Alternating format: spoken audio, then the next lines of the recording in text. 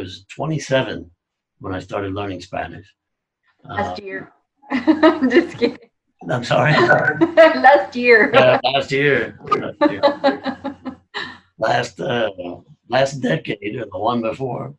But I started learning at that time, and I just had this belief, this naive belief, that in a couple of months I could learn Spanish.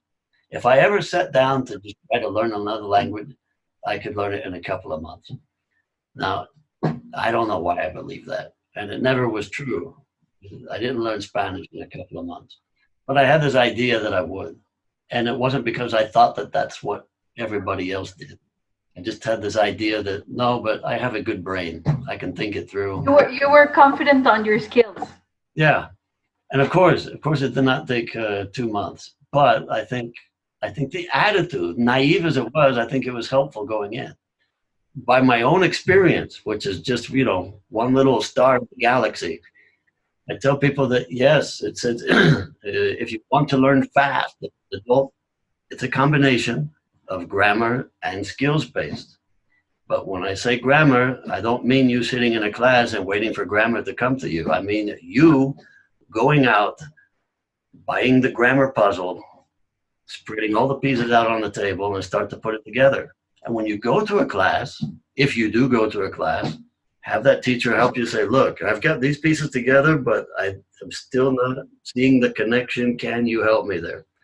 In that kind of a grammar class, it's very helpful because the student goes in wanting to know this or that. Can you help me figure it out? And the skills-based, I've always felt like, is something that you do outside of class. Again, I'm telling about my experience as just one little tiny invisible star in the galaxy.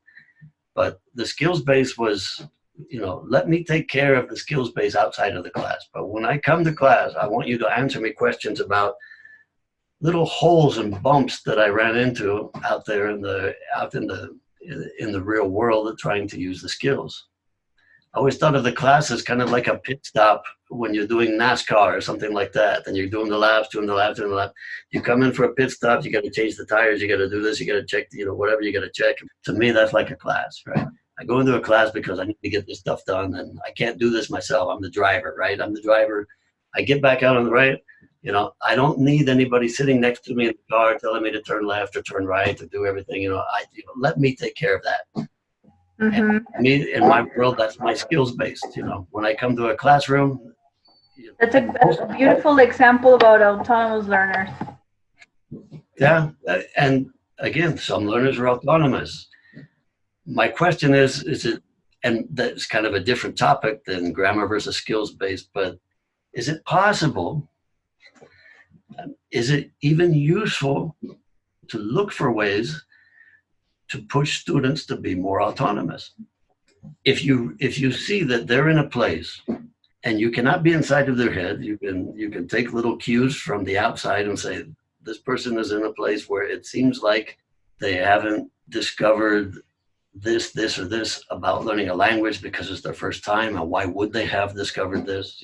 Is it feasible to attempt to try to nudge them in an autonomous direction?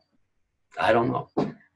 I know things that work for me, and I think all of us, if we're in a teaching position, are silly not to employ those in sharing those with other students. If something worked for me and I don't share that with other people, then what the hell is that? Why would I keep that to myself? Though at the same time, you realize everybody's situation is different.